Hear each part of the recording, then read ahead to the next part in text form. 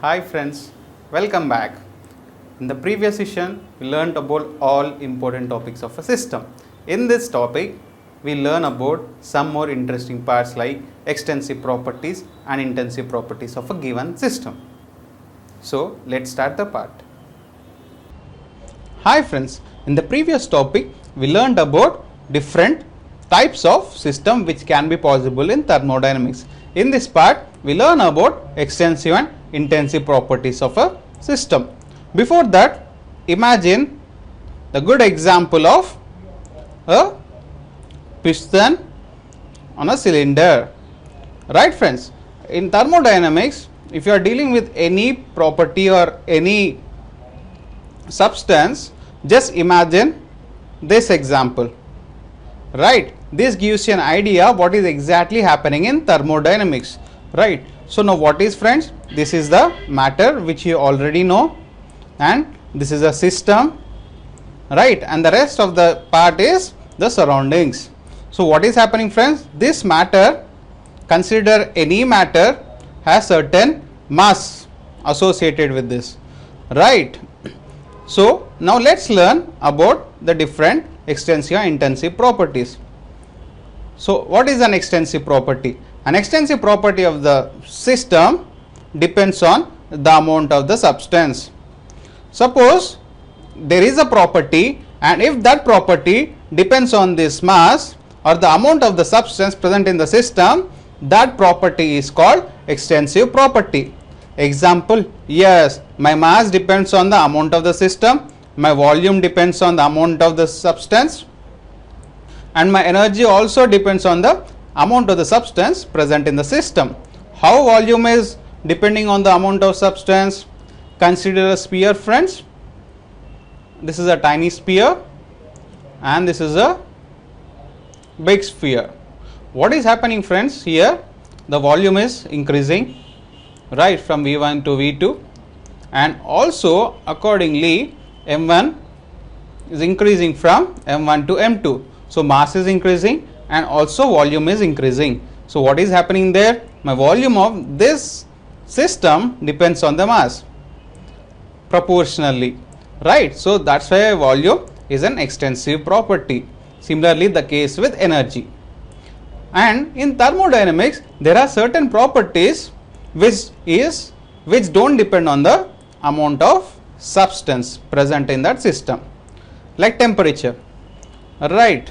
And consider that temperature here is 25 degrees centigrade and pressure is 1 atm,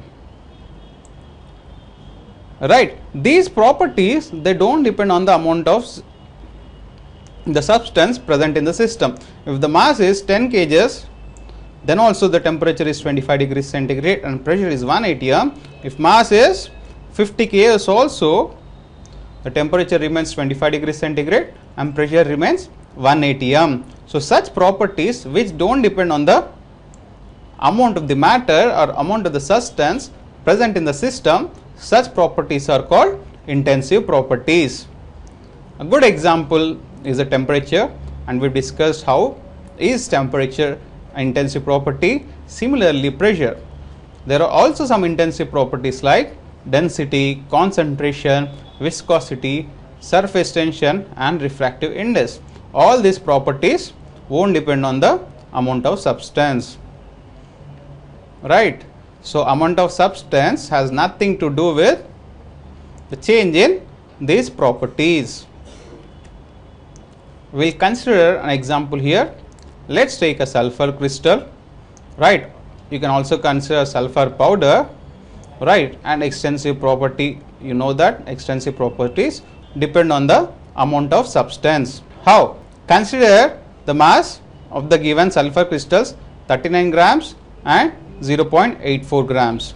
And what is happening simultaneously to volume? Volume is increasing from 18.8 centimeter cube to 4.1 centimeter cube. So the mass of the given sulfur crystals is decreasing. Simultaneously there is decrease in the volume.